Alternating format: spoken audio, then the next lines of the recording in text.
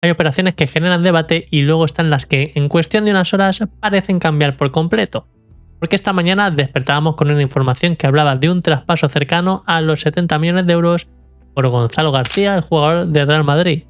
Poco después, otros medios aseguraban que en realidad eran 40 millones por el 70% del jugador. Y cuando parecía que todo estaba claro, que todo estaba ya cerrado, Fabrizio Romano publicó una versión diferente de la operación. Entonces, ¿qué ha pasado realmente? ¿Cuánto ha pagado de verdad el Fulham por Gonzalo García? ¿Por qué han aparecido cifras tan distintas en apenas unas horas? Y oye, ¿cambia mucho la valoración de esta operación cuando conocemos todos los detalles? Porque os adelanto una cosa, no es lo mismo vender el 70% de un futbolista que venderlo por completo conservando un porcentaje de una futura venta. Y esa diferencia cambia por completo la lectura de este traspaso. Hoy vamos a reconstruir toda la historia, ordenar toda la información que ha ido apareciendo y analizar si el Real Madrid ha vuelto a firmar una de las mejores ventas de este mercado o si simplemente estamos ante una operación que al principio se contó de forma incompleta. Al final del vídeo daré mi opinión sobre la venta, pero antes creo que es importante entender cómo ha ido evolucionando toda esta noticia durante toda la mañana, porque sinceramente creo que mucha gente sigue teniendo una idea equivocada de cómo está estructurada realmente esta operación. Así que comenzamos. Lo primero que quiero hacer es reconstruir cómo hemos llegado hasta aquí, ¿vale? Porque sinceramente creo que gran parte de la confusión viene precisamente de cómo ha ido evolucionando toda la noticia. Esta mañana empezaron a aparecer las primeras informaciones sobre la salida de Gonzalo García al Fulham y hasta ahí prácticamente no había discusión. Todos los medios importantes coincidían en que el delantero de Real Madrid estaba muy cerca de poner rumbo a la Premier League. Lo que no coincidía era el precio de la operación. La primera cifra que llamó la atención fue la que publicó la COPE, que hablaba de una operación cercana a los 70 millones de euros, reservándose además el Real Madrid una serie de derechos sobre el futbolista. Poco después apareció la información del diario Marca y ahí la historia ya cambiaba de manera importante, podríamos decir. Según el Marca, el Fulham pagaría 40 millones de euros por Gonzalo García, mientras que el Real Madrid conservaría el 30% restante de sus derechos. Además, la operación incluía también la salida del joven César Palacios, otro futbolista muy del gusto de Álvaro Arbeloa, por una cantidad situada entre los 8 y los 10 millones de euros. En ese momento todo parecía tener sentido. Era una explicación bastante lógica para entender de dónde podía salir aquella cifra cercana a los 70 millones de la que se había hablado en un primer momento. Porque si sumabas el valor teórico del porcentaje restante de Gonzalo, añadías la operación de Palacio e incluso contemplabas posibles variables, podías llegar a pensar que ambas informaciones hablaban en realidad de la misma operación pero explicada de manera algo diferente.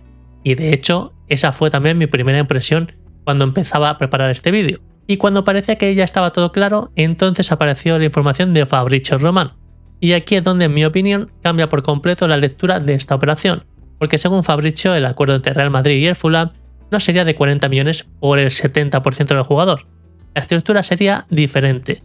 El Fulham pagaría 40 millones de euros fijos, además de 2 millones en variables por el traspaso de Gonzalo García.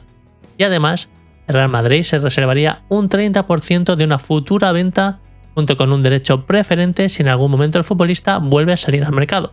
Y esto es muy importante entenderlo, porque mucha gente puede pensar que conservar un 30% de una futura venta es lo mismo que conservar el 30% de los derechos del jugador. Y no es exactamente lo mismo.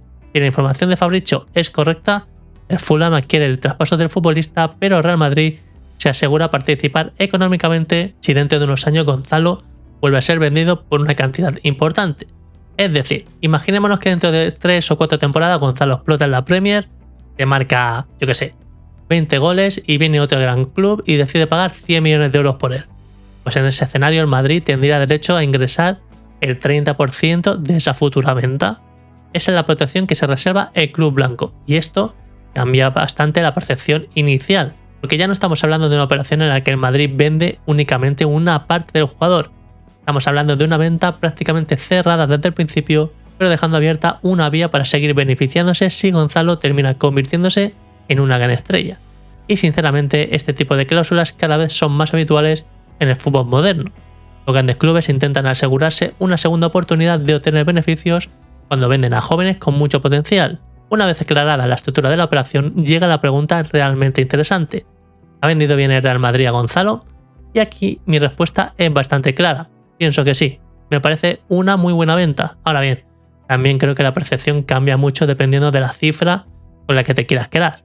Si realmente estuviéramos hablando de un traspaso de 70 millones de euros garantizados, me parecería una auténtica barbaridad, porque me costaría muchísimo encontrar una explicación deportiva para justificar una inversión así por un jugador que sinceramente todavía está dando sus primeros pasos en la élite. Pero con una operación de 40 millones fijos, 2 en variables y un 30% de una futura venta para Real Madrid, pues pienso que la historia es algo diferente.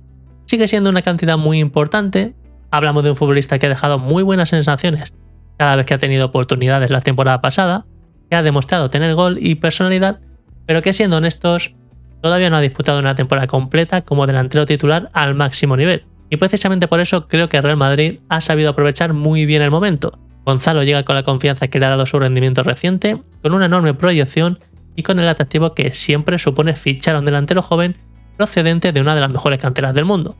Pero también existe un riesgo evidente, porque nadie puede asegurar hoy que dentro de 3 años Gonzalo vaya a convertirse en uno de los mejores delanteros de Europa. El Fulham está pagando por el futbolista que es hoy, pero también por el que cree que puede llegar a ser mañana, y eso explica una parte importante del precio.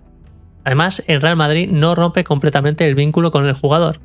Al reservarse un porcentaje de una futura venta, si Gonzalo terminase explotando y otro gran club pagase una cifra muy superior dentro de unos años, pues oye, por lo menos el Real Madrid volverá a beneficiarse económicamente. Es una fórmula que reduce bastante el riesgo de arrepentirse en un futuro, porque oye, al final es un win-to-win, porque si Gonzalo triunfa, el Madrid seguirá participando en ese crecimiento.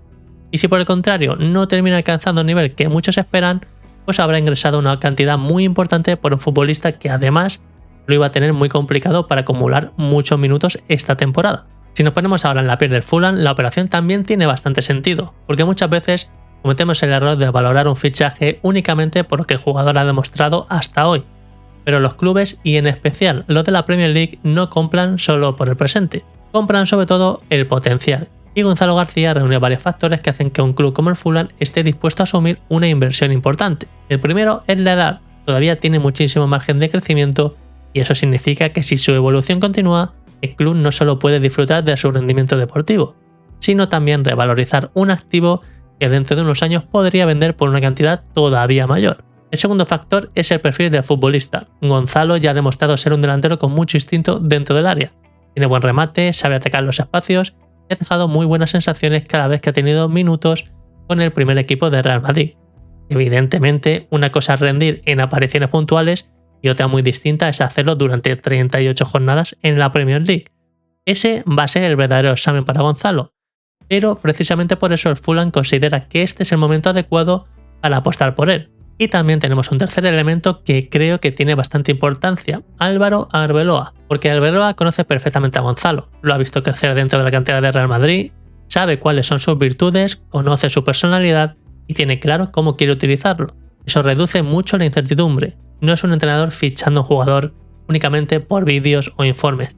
Es alguien que ha trabajado con él directamente, que sabe cómo entrena, cómo compite y cuál cree que puede ser su techo. Y eso en muchas ocasiones vale casi tanto o más que las estadísticas. Porque cuando un entrenador insiste en traer a un futbolista al que ya conoce de primera mano, normalmente lo hace convencido de que puede sacar una versión todavía mejor de ese jugador. Ahora bien, que la operación tenga sentido para el Fulham no significa que desaparezca el riesgo, porque estamos hablando de una inversión muy importante para un futbolista que todavía tiene que demostrar que puede mantener ese nivel durante toda una temporada en una de las ligas más exigentes del mundo. Y más allá de si Gonzalo triunfa o no en el Fulham, creo que esta operación también nos dice mucho sobre cómo está gestionando el Real Madrid su plantilla, porque esta venta no llega aislada. En los últimos mercados hemos visto al club blanco obtener cantidades muy importantes por futbolistas formados en la fábrica.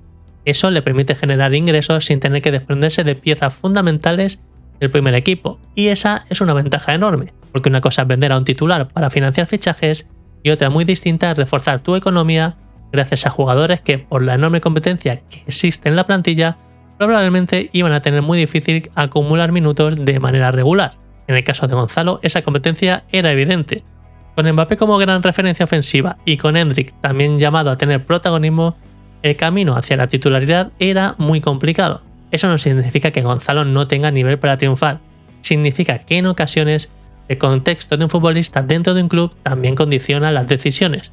Y el Real Madrid ha considerado que será el momento adecuado para convertir ese potencial en una importante inyección económica. Ahora bien, también existe el otro lado de la moneda, porque vender talento joven siempre implica asumir un riesgo. Como Gonzalo termina explotando en la Premier y dentro de unos años se convierta en uno de los mejores delanteros de Europa, inevitablemente va a aparecer el debate sobre si el Madrid se precipitó, aunque precisamente por eso el club ha intentado protegerse reservándose ese porcentaje del que hemos hablado antes sobre una futura venta. Y sinceramente me parece una fórmula bastante inteligente, porque obtienes un ingreso muy importante ahora, reduces el riesgo deportivo porque el jugador iba a tener pocos minutos y al mismo tiempo mantienes la posibilidad de volver a beneficiarte económicamente si su carrera terminase despegando. Al final, el éxito o el fracaso de esta operación no lo vamos a poder medir hoy. Lo mediremos dentro de 2, 3, 4, 5 años. Será entonces cuando sepamos si el Fulham encontró un delantero diferencial o si el Real Madrid volvió a demostrar por qué es uno de los clubes que mejor vende del fútbol europeo. Y al final creo que esta operación nos deja varias conclusiones. La primera es que el mercado de fichajes hay que analizarlo siempre con calma, porque en cuestión de unas horas hemos visto cómo una misma operación pasaba de parecer un traspaso de 70 millones de euros a convertirse en una venta estructurada de una forma completamente diferente. Y eso demuestra que muchas veces el primer titular no cuenta toda la historia. Segunda conclusión es que el Real Madrid vuelve a demostrar que sabe rentabilizar muy bien el talento de su cantera. Y ahora me gustaría leeros a vosotros en la caja de comentarios y que me dejéis vuestra opinión sobre esta venta de Real Madrid de Gonzalo García al Fulham. Y oye, me gustaría leeros qué opináis. Nada, gente, lo dicho, si os ha gustado el vídeo, dadle like, no os olvidéis suscribiros, activad la campanita para que os avise de los próximos vídeos y nos vemos en el próximo. ¡Chao!